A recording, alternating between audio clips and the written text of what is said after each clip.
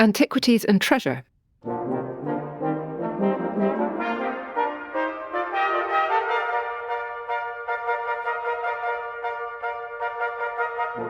I'm Clarissa Levy, Art and Heritage Counsel at Wedlake Bell. And I'm Richard Harwood. I'm a barrister at 39 Essex Chambers. And we're joined by Judith Nugée of Hornsby Nugée, who's an independent antiquities expert. Judith, you started your career in academia, and then for 24 years you were with Christie's in London, including as head of the Antiquities department. And in 2009 you set up Hornsby and Nugée Limited with your colleague Sarah, advising on all aspects of antiquities. So as an independent valuer, you've worked on major historic and cultural finds, including the Staffordshire Hoard and the Galloway Hoard. And you advise the British Museum's Treasure Valuations Committee and provide treasure valuations for the UK government, Scotland and Ireland. So your expertise is in advising collectors and institutions in the commercial antiquities market through the years. And I was wondering if you could start by telling us some of the issues which are specific to the field of antiquities collecting. Yes, of course. Well, it's a pleasure to be here today. Perhaps we should start by defining what we mean by antiquities for this particular purpose. In terms of the antiquities market, what we call antiquities is a vast field covering thousands of years. So you're looking at lots of different civilizations, or basically around the Mediterranean basin, but in essence, the Greek and Roman empires, ancient Egypt, Mesopotamia, so the ancient Near East, starting from the dawn of civilization or prehistory and going right up to the end of the Roman Empire through what we used to call the Dark Ages or the Migration period and into the early medieval period. So you really are looking at thousands and thousands of years up to around about the 9th century AD. And then, of course, lots of different cultures. So, as I mentioned, the Greeks and Romans, the Egyptians, Mesopotamians, but then the Vikings, the Anglo-Saxons, the Celts, and so on. So you're dealing with a very wide range of material in terms of time and place, but you're also dealing with a huge variety of different sorts of objects. I'm not a coin person, a numismatist, as they're called, but I deal only with objects and artifacts. But then you're dealing with things that are, on the one hand, microscopic, and then monumental. So it could be a tiny fragment of a Roman ring one minute, and it could be a massive pillar from a temple the next, or an over life-size sculpture. So that's one of the particularities of antiquities. The other thing is that many of these things are actually unique. So in terms of trying to value them or appreciate them, what do you do when there's only one of its kind in existence? That's a particular challenge for us as valuers and also experts trying to identify them. Another thing which is very topical with antiquities now is provenance, so the history of an object after it was found in the ground. Where has it been for the past 50 years, 100 years, 300 years, 400 years? And also authenticity. Is it actually ancient, or is it a later copy or imitation? So those are some of the things that occupy us in the world of antiquities. I was really also wondering, collecting antiquities has always been popular. Why so? Collecting is not a new activity, as we all know, but even in the Republican Rome in the 2nd century, 1st century BC, you had auction houses and auctions going on to supply collectors who were desperate to get their hands on Greek material, even Roman material, precious things, cameos, gems, silverware. Why were they collecting? Well, partly perhaps because they liked the objects, but also it's very much linked to status and wealth. So if you were a self-respecting Roman in the 1st century BC, like Cicero, for example, you'd be trying to find a nice statuary for your Tuscan farmhouse, or you'd be having wonderful silverware on your sideboard to impress your dinner guests. So that's the case in antiquity. It then continued, really. It's the motivations, I think, don't really change over the millennia. People collect things because they're beautiful, they reflect well on their status and their prestige, but also, of course, they are of interest to scholars who are studying a particular field and who are trying to piece together our history and to understand it. So, for example, in the Age of the Enlightenment, with the discovery of lots of Roman remains, for example, in the building being carried out in Rome in the 16th century, and all these things were coming to light, it was an endless source of fascination these interesting depictions of gods and goddesses, naked ladies, things like this, and the study of new and foreign languages, the fascination with Egypt that started as a result of the Napoleonic expeditions in the late 18th century, transformed, I think, European taste. And then, of course, in the 18th century, the fashion for the English doing their grand tour around Italy and later Greece, they were collecting particularly sculptures, but also gems and ancient jewelry, things to show that they were people of cultivation, sophistication, and that they had good taste. That's been a sort of running theme. And today, well, all of the above, really. But there's also this thing about, as human beings, I think we are interested in our past. And when you can touch something which was last held by, I don't know, a Roman soldier who lost his button, or an Egyptian princess who was applying the kohl to her eyes 3,000 years ago. There's that thing of holding something which links you directly to ancient civilizations, whether they are your own or ones that intrigue you, is a very potent thing. And the other thing is, of course, antiquities remain quite affordable. You can collect on virtually any scale. You can buy a small Roman coin for very little, or a little Roman ring, or a Celtic brooch. And then you can, of course, go up to great treasures that cost millions. So there's something for everyone. And you touched on provenance and the importance of that. So when this is where an object has come from, I'm always curious to know how you go about provenance research and what happens when you can't complete the ownership history of an object. Yeah, so provenance research is becoming increasingly more important after the 1970 UNESCO Convention for the Protection of Cultural Property and so on. I think people, the market, museums, collectors became much more aware of the importance of distinguishing objects that have come from legitimate provenances and objects that might have been looted or come to light in an illegal fashion. Even in the 70s, in the 80s, and in the 90s, there was far less importance attached to provenance because it wasn't legally required. And you have the situation where now, if you're buying an antiquity, you would absolutely expect some sort of indication of where it's bought or when it was bought or how long it's been in a collection. Some things have been in collections since the 17th century or the 16th century. You have publications proving it. But in other cases, even, as I said, in the late 20th century, people weren't even bothering to write down where they bought something or even to keep an invoice if they had bought something. So this is problematic, and it's really important to try and trace an object's history to make sure that it's legal tender, if you like. Say, for example, you've inherited something from your great-grandfather, but you have nothing to prove that it was actually in his collection in the 1920s, you're a bit stuck. And the problem is that if you want to sell the object, some of the major auction houses won't take an object unless it has clear proof of ownership since before 2000, the year 2000. Museums generally will require provenance that goes back to 1970 and beforehand. So being able to prove the ownership history is really important. The first port of call is really to grill the owner and say, if this belonged to your grandfather, can you show me anything that might corroborate that? So you might be lucky. He might have kept an invoice. He bought it at some auction house or a country house sale, and he might have kept the invoice. Marvellous. But he might not have done. And there may be actually nothing that the owner can think of. But sometimes you say, well, would you have a photograph? And sometimes you do have a photograph. They come across a nice little photograph taken wherever, children's party or whatever, and in the background is the Roman bust on the mantelpiece. And now that's terribly important. Or it could be that there's a piece of jewellery and it's in a case, and the case is made by a particular jeweller, and that jeweller went out of business in 1930. So you know that it dates from pre-1930. So it's really important to try and go through with the owner to try and check the story they're giving you and whatever physical evidence they might give to you.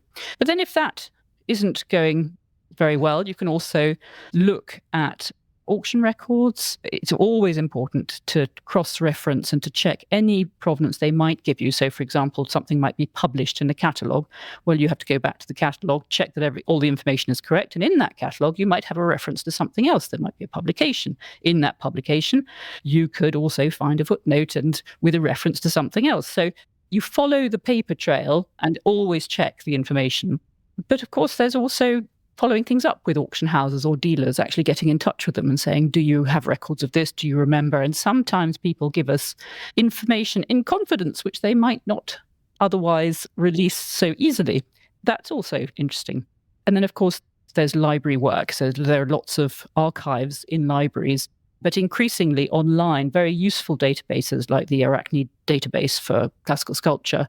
So more and more online resources are available. And for example, famous historical collections and even collections from dealers and collectors and auction houses are increasingly finding their way to national institutions and libraries like the Smithsonian Library in the US, the National Gallery, the Getty Museum. They're accepting now donations, gifts of archives of private collectors and so on. So that's a really valuable resource. It seems the easiest ones to do are the items in the country houses where the second son went on the grand tour in the 18th century. And usually there's actually a pretty good record of how the antiquity was found or the 18th century copy was made.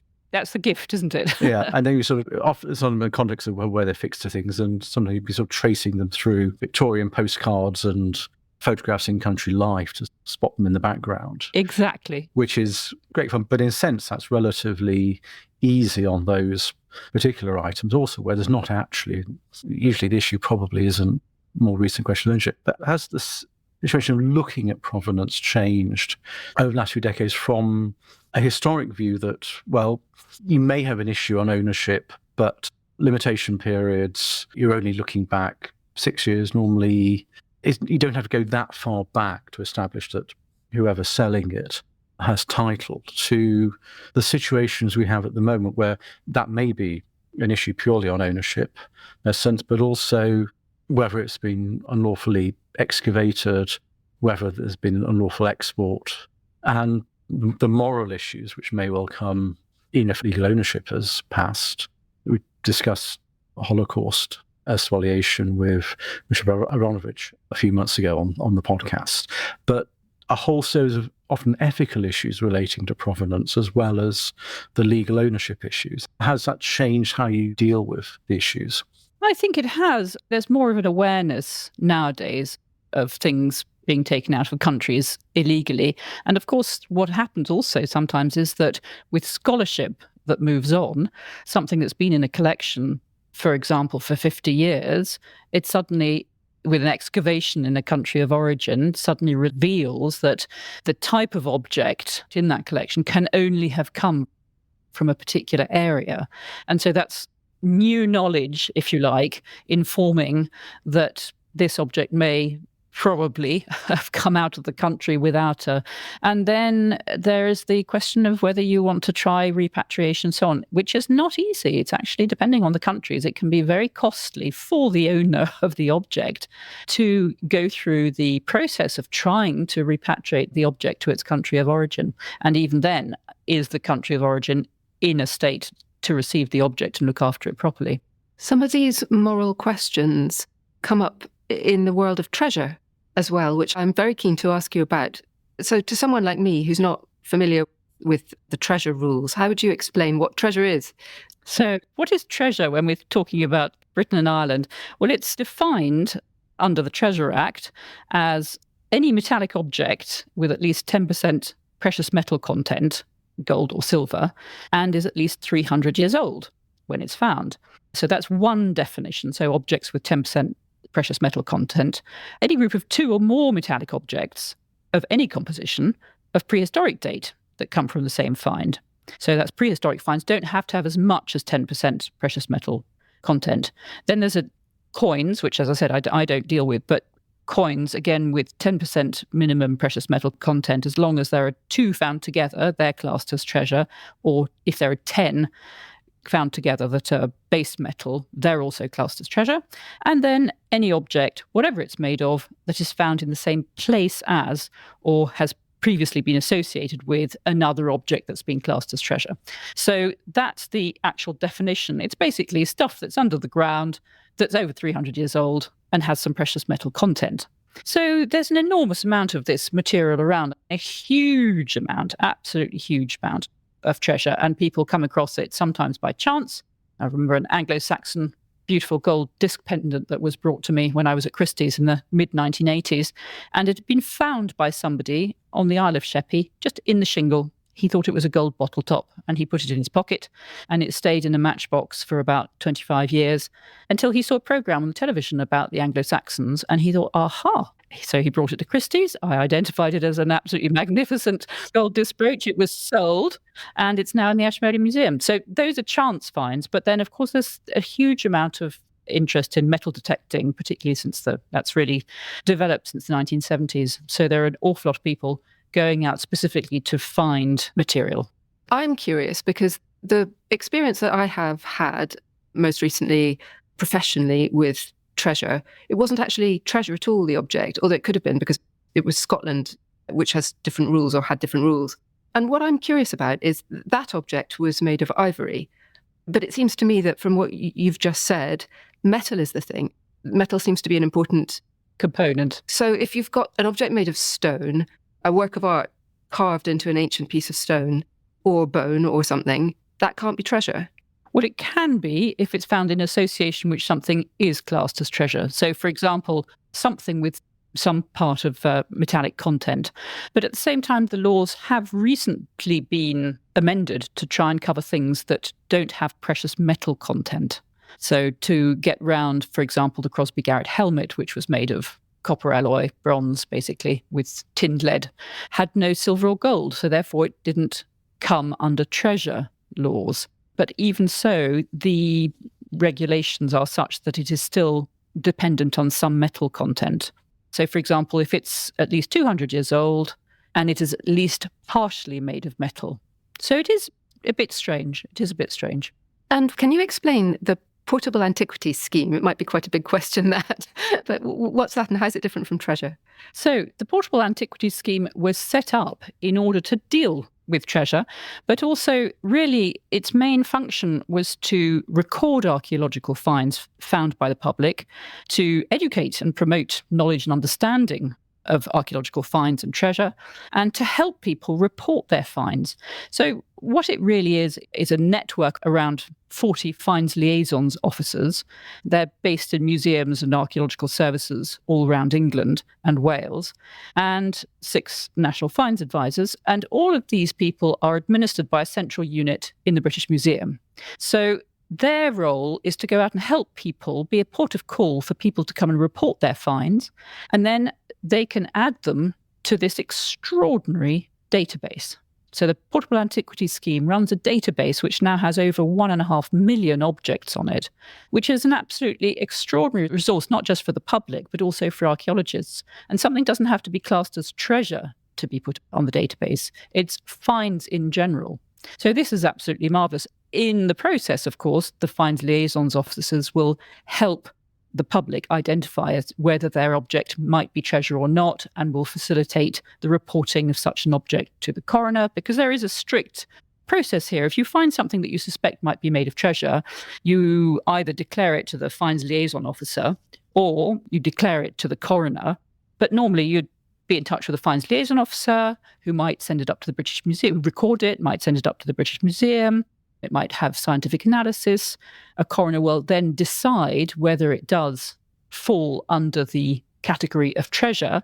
And if that's the case, it goes before the Treasure Valuations Committee, who then will commission a commercial valuation from someone like me. And then eventually, once the valuation is arrived at and agreed on by the landowner, the finder, the Treasure Valuations Committee, it will then be purchased by a museum or an institution. Or if there's no museum that either wants it or wants to raise or can raise the money for it, it will be returned to the finder. So if I find something that is just out of this world tremendously valuable and simply no one's got the cash to buy it, much as the nation would love to display it, then I get to keep it. You get to keep it. Cool. It's quite interesting because with the proliferation of finds, for example, I'd say in the last 20 years, the number of precious metal finds has completely exploded. And particularly, say, 20 years ago, a Bronze Age gold armlet might have been extremely rare to come across. Well, now there have been quite a few finds, and you do get the situation where the local museum just cannot raise the funds to buy something that's valued at £80,000 or £100,000. Can we look at the success of the portable antiquities scheme? Because from the 1970s, when metal detectoring really got underway, there seemed to be a clash between the detectorists and the archaeologists. The concern of the archaeologists being that items were being dug up, and first of all, the items would not get known about, but also that the sites where they're found, which may have archaeological interest, would get disrupted by amateurs who don't record it. The portable antiquities scheme, I understand, was a way of trying to sort of bring those two sides together so that things were being reported, they were properly being dealt with, and also, if you know where something's from, there may then be either protection for the site or more archaeological evaluation done of the site. Yes, absolutely. And you're absolutely right to raise this, because there was an enormous amount of bad feeling and suspicion between archaeologists and metal detectorists. Certainly when I joined Christie's, I came across a couple of rather unpleasant cases, in fact. But I did actually meet a wonderful archaeologist called Tony Gregory, who was very enlightened. He was working in Norfolk. And what he put in place was really the model for the portable antiquities scheme, in that he was trying to work with metal detectorists, encourage them to bring their finds forward, trying to break down the barrier between the archaeologists and the metal detectors, and trying to make them feel valued as opposed to the scum of the earth. And while a lot has been done to break down that sort of mutual suspicion, there still does remain quite a lot of hostility in certain cases. But it really has been completely transformed by the portable antiquities scheme, where you can see that the finders are actually being enlisted on certain archaeological digs to help to widen the scope. The other thing is that when they make their finds and they declare them straight away to the finds liaison officers, you can then, for example, have fascinating and terribly important information about the context in which the find has been made. The joke is that the finder is interested in the object because he loves objects, and the archaeologist doesn't care a hoot for the object, just wants the context. There is a sort of gradation, but it has really changed. And so, for example, I mean, the Peebles hoard, which I might mention later, which was found by a metal detectorist in Scotland in the first lockdown, he was so excited, but realised how important it was. He declared it immediately. I'm not quite sure whether it was a find liaison officer, probably the museum, in fact. But then he actually set up his tent and camped to protect the site because he was so worried that it might be found by someone else and disturbed, looted. And it turned out to be one of the most important metalwork Bronze Age hoards ever found in Scotland. And the same thing happened also with the Dumfries and Galloway hoard. Straight away, it was declared, and archaeologists moved in and spent the next 3 years finding more objects. Staffordshire hoard, the same. I mean, actually, Terry Herbert, who found it, did spend 5 days gathering objects, but he did declare it. And again, archaeological excavations were carried on for several years afterwards. And another approximately 1,600 objects when I examined it, another 1,500 odd objects were found by the archaeologists on the site afterwards. So immensely valuable. What have those finds taught us, and what have we learnt from those? It's almost limitless, the amount that's being discovered through these finds and hoards. A lot of it is things that are found in Britain at a time when there isn't very much written record. And so all you have is material finds. And when you actually find groups of objects or hoards that teach you about cultural crossovers, connections, things found at a time and a place where you would think there was no connection with the outer world, with continental Europe, it is really quite astonishing. The Staffordshire hoard, which was found in 2009, is the most important discovery of Anglo-Saxon treasure ever, was very intriguing, and it continues to be worked on, and discoveries continue to be made, because there was things like, it was the first hoard of its type that didn't have any domestic objects or anything associated with women. It was very much military objects, 3 religious items as well, but also objects that had never been seen before. We still don't have any idea what they were used for. The Dumfries and Galloway hoard, which was, again, the most important Viking hoard uncovered to date, had a unique range of objects.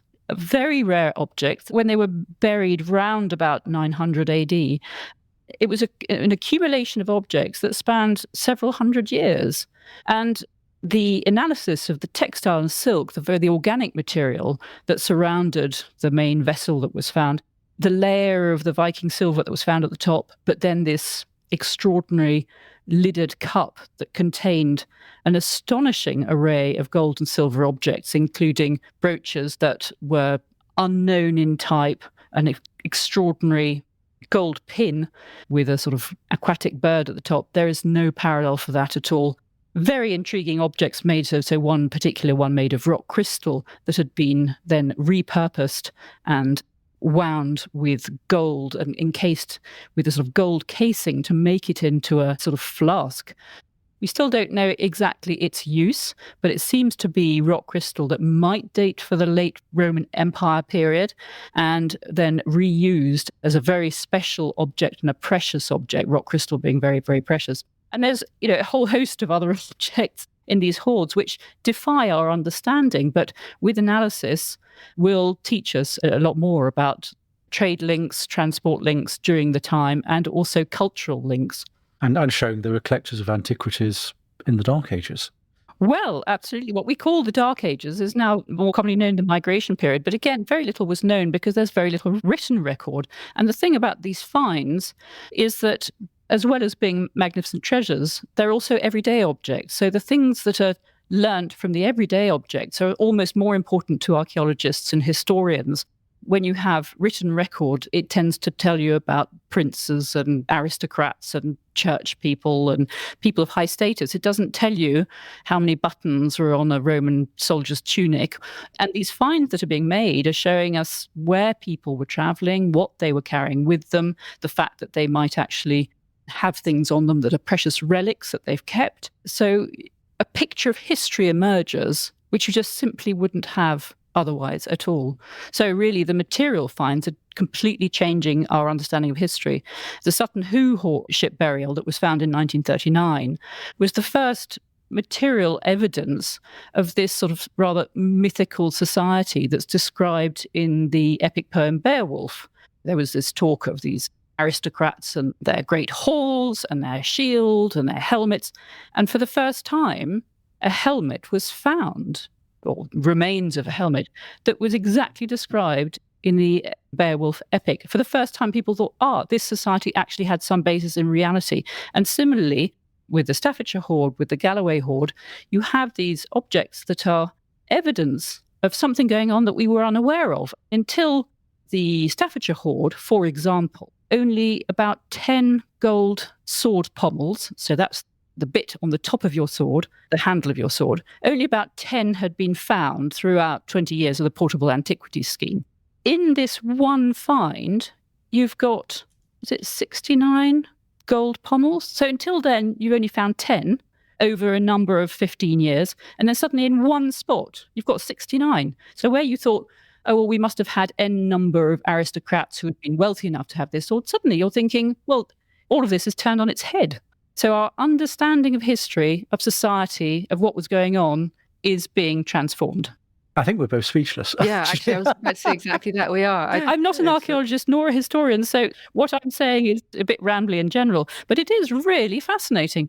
For example, one of the finds that I dealt with at Christie's was the Oxborough dirk. Now, this is a Bronze Age, enormous ritual sword blade, if you like. It was never meant to be used. It was made for ritual purposes. And a man literally stumbled across it in a forest. He was walking along and he tripped over the top of it. So it had been buried vertically in the ground. So it turned out this was an absolutely astonishing ceremonial dirk. Only 6 are known to ever to have existed so far. 2 are found in Britain, 2 were found in the Netherlands, and 2 are found in France. And through research and study of these things, and this one was found in 1988, we now know that they all came from the same workshop. So was that workshop in continental Europe? Most probably. But to be able to understand that this distribution of these extraordinary ceremonial ritual swords, it's really fascinating. So yes, what we discover, I mean, the Peebles hoard, which was this Bronze Age hoard of copper alloy objects, really associated with a horse harness that is providing an enormous amount of interest, obviously, to archaeologists and historians, because nothing has ever been found like it. And the particularly interesting thing about that hoard was that it had a lot of textile, organic material preserved. So that's really unusual, because usually things from that date, late Bronze Age period, so we're talking about 1000 BC, 1000 to 800 BC, mostly wood, textile, leather, deteriorates, none of it surviving. Whereas this actually had a sword still in its scabbard, and it had all these mysterious bronze rings and a strange sort of harness, and the leather straps and the wood was still preserved. So an enormous amount of scientific analysis can result from that. And in fact, although somebody described it as Bronze Age bling, because these marvellous sort of rattle pendants for the front of the horse's harness, but actually one of the curators, Dr. Matthew Knight, who's in charge of the Bronze Age, he thought that one of the most exciting finds of the hoard was a trace of thread, which was attached to a button, because of course we don't usually have any organic material associated with such. So you can then analyse where the thread comes from, how it was made, and so on and so forth. On the Galloway hoard, there was an extraordinary amount of textile, again, very unusually preserved. So it's Anglo-Saxon, it's later, we're talking about a deposition of 900 AD. But fascinatingly, buried round about 900, but there's a woolen textiles and silk textiles that date to 200 years earlier that are wrapping the chalice.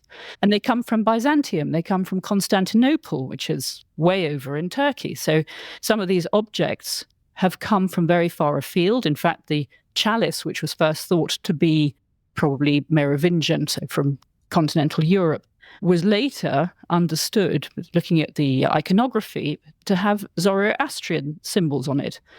And finally, so indicating that it would come from more an area like Iran. And then, in fact, analysis of the silver shows that the silver does come from a region in Iran, mines in Iran.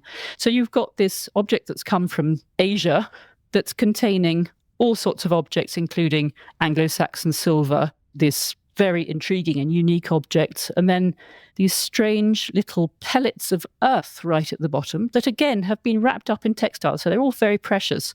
These pellets of earth, what are they doing in a group of gold and silver treasure? Well, are they possibly things like used to be the case that pilgrims going to religious sites would gather up the earth and make little mud balls as a sort of relic of the site? Is that what they are? There's still an enormous amount of research work to be done, but it paints a picture of what's going on, which is very interesting. Judith, this whole conversation has been treasure.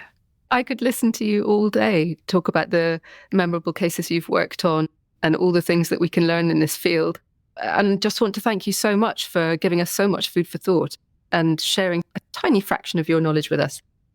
Thank you for listening to the Art and Heritage Law Contested Heritage. Please do follow or subscribe on Apple or Spotify podcasts to enjoy more shows. We have a new podcast out every fortnight.